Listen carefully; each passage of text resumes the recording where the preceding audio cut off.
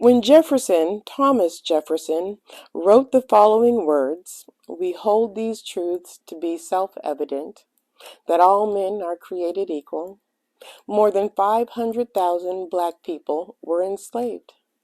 Jefferson himself owned more than 100 enslaved people. Enslaved people accounted for about 1/5 of the population in the American colonies, most living in the southern colonies, Virginia, Georgia, South Carolina, where they made up about 40% of the population.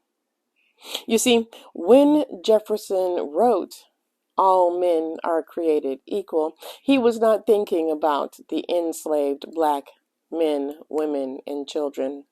He was not imagining a world where one day black President Barack Obama would lead the United States of America.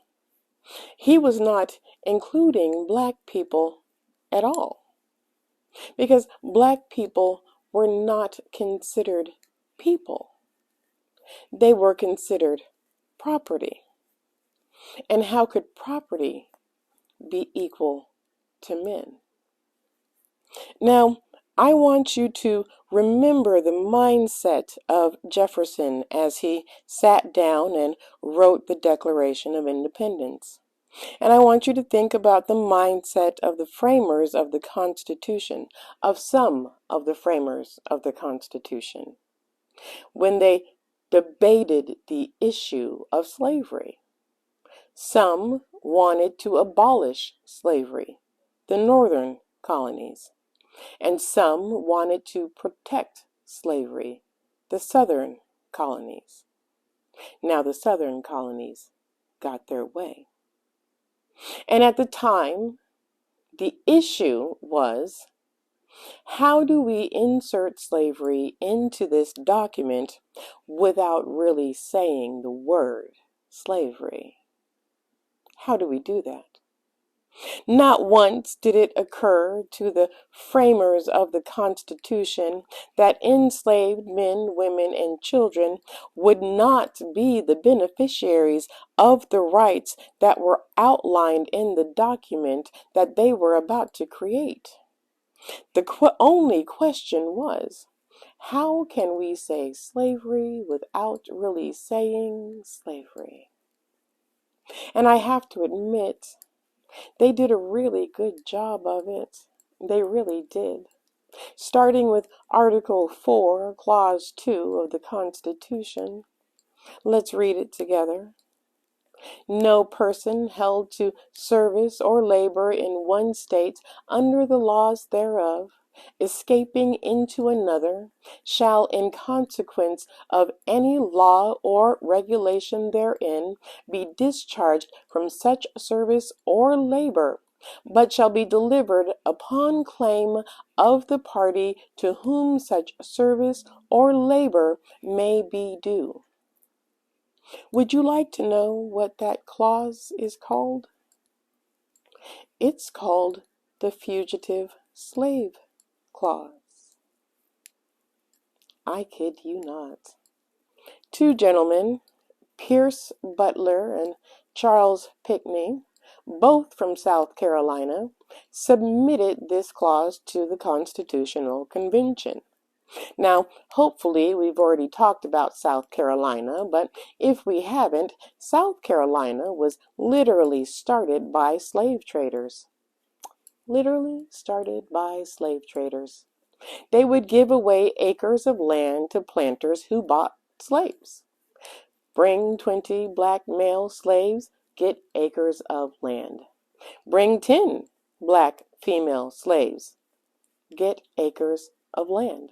So it doesn't surprise me that it was congressmen from South Carolina who proposed this clause. Now, even though the clause existed, it did not provide a means for extraditing runaway enslaved people back to their owners. That is, until the Fugitive Slave Act of 1793, which overruled any state laws that gave sanctuary, and it made it a federal crime to assist an escaped slave, as well as allowed slave catchers into every U.S. state and territory. And then, of course, it all became a moot point with the passing of the 13th Amendment. Oh, but there's another one. Yeah, there's another one. And then we have Article 9. Yes. Article 9 says, the migration or importation of such persons as any of the states now existing shall think proper to admit shall not be prohibited by the Congress prior to the year 1808, but a tax or duty may be imposed on such importations not exceeding $10 per person. It almost sounds innocuous, right? Doesn't it? Now, what this article is really saying is that Congress cannot end the slave trade for 20 years. It cannot end the slave trade until 1808, okay? And it was a compromise because the northern colonies wanted to end the slave trade. The southern colonies did not. Virginia and Maryland were like, we could care less either way.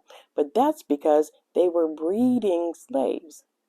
So they could care less, right? South Carolina was like, well, Virginia and Maryland don't care. They're making slaves. Ours are dying because the working conditions were wretched in South Carolina, okay? So what they did was they compromised. They said, listen, this is what we can do. We will end the slave trade in 1808, okay? The North made some concessions of their own, right? But we will end the transatlantic slave trade in 1808. That's 20 years, okay? Deal? Deal. And that's exactly what happened.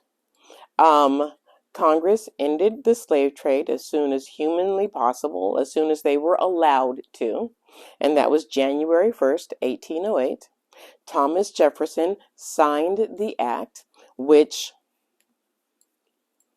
I've got opinions about that. Well, we're going to talk about it, but let me tell you what.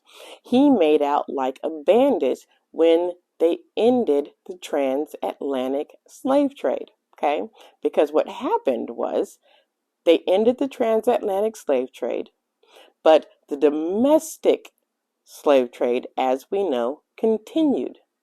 Well, Virginia and Maryland were breeding slaves, and they were selling enslaved people to the deep South, primarily to Louisiana, because they had just made the Louisiana Purchase. And part of the reason for the Louisiana Purchase was to sell their enslaved people. So as president, Thomas Jefferson was using his position to make money. These were the founding fathers of the United States of America, the people that DeSantis wants us to revere. Yeah.